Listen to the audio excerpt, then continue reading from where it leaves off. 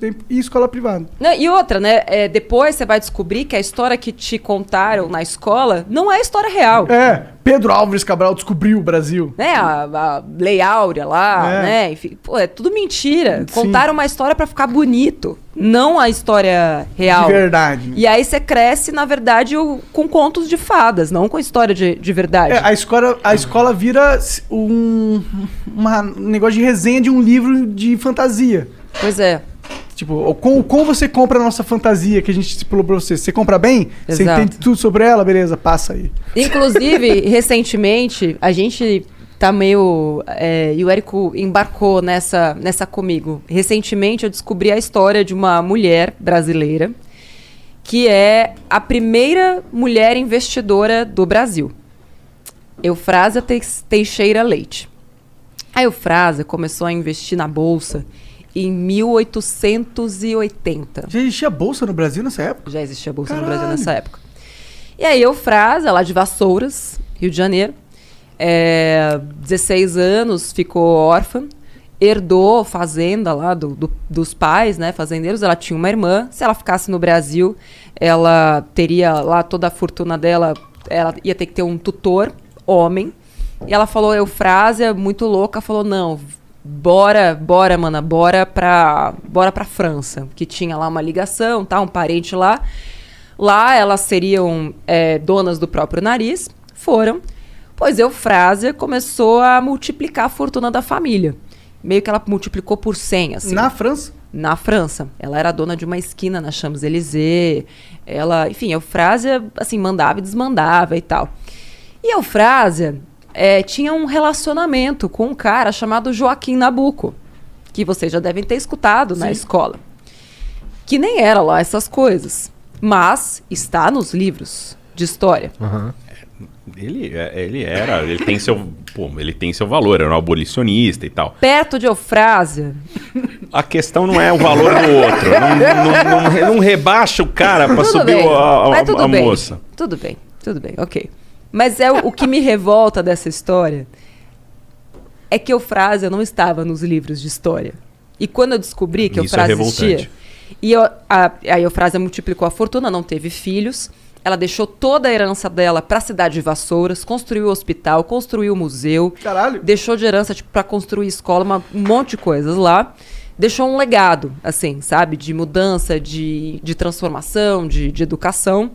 E eu nunca fiquei sabendo que essa mulher existia. E quando eu descobri, eu falei, meu Deus, é como se parte das minhas referências tivessem sido roubadas, assim. Pô, tem tudo a ver com aquilo que eu faço. É um ambiente, né, muito masculino, aquele onde eu né, tô ali dentro. Sim, financeiro. Tal. Muito ainda masculino, com pouquíssimas referências femininas. Com certeza. Mas quantas delas... A gente nem soube. Não foram só apagadas, pouquíssimas, né? porque ninguém não quis foram contar apagadas. a história delas, né? Exato. E assim como Eufrásia, existem várias outras que simplesmente foram apagadas da história. E que a gente precisa começar a nem ressuscitar. Resgatar, né? Devolver, colocá-las no lugar onde elas merecem estar, sabe? Com certeza. E como tu tava fazendo uma pesquisa sobre quem foi a primeira investidora, como tu chegou nela? A responsável pela pesquisa é a Mariana Ribeiro. Ela é economista, uma das poucas mulheres que fica ali na mesa de operação. Aliás, Mari, um beijo para você. E a Mari tinha que fazer um trabalho de conclusão de curso, né, de TCC. Começou a pesquisar e descobriu a Eufrásia. A Mari é uma baita de uma obcecada, assim. E aí ela começou a fazer as pesquisas, descobriu a Eufrásia, e ela começou a pesquisar. E aí ela passou por todos os países. A Eufrásia tinha nota de corretagem em 5 continentes diferentes. Caralho! Pra vocês terem uma ideia. Numa época que era tudo feito por carta. Por carta. Se a gente pegasse o patrimônio da Eurásia naquela época... Da Eufrásia? Eufrásia, desculpa. Eurásia é outra porra. Putz, dá algumas toneladas de ouro. Era em ouro, né? Tipo, ela era uma bilionária da época. Era bilionária da época, Ela tinha fortuna equivalente à fortuna do... Ela tinha uma fortuna maior do que a fortuna do próprio Dom Pedro. Caralho! Eufrásia é foda. E os caras só Nossa, puseram ela ela é na muito história. foda. É interessante Como porque... é que some com uma pessoa dessa na história? Ah, não sumiu, a gente tá falando É só sobre você ela. não contar a história, né? É só você não contar, né? A história... Porra! É só você não contar. Então, tipo, ela morre, ela não deixa herdeiros. Todo mundo ali de Vassoura sabe quem foi, porque tem a estátua dela, o hospital tem o nome dela e tal. Sim. Mas é aquilo. A influência dela se restringe a essa pequena região, porque a história do namorado dela, do cara que era o namorado, que era o Joaquim Nabuco, ela é mais contada. E ela continua sendo contada, porque, enfim, é mais fácil você ter heróis masculinos. O que é triste, mais triste dessa história é, assim, uma pessoa que poderia ter sido a heroína de infância da Natália. Poderia ter sido Nossa, nem me fala que dá vontade até de chorar.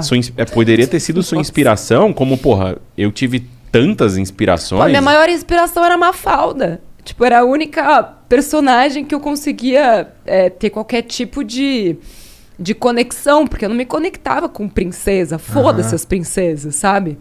Pô, a Mafalda era minha maior heroína de infância. Eu vejo, tipo, quando eu descobri que o Quino morreu, eu quis morrer também junto, assim, sabe? E poderia ter sido frase de fato, estudar na escola essa porra. Mas a gente vai fazer isso. A frase estará nos livros.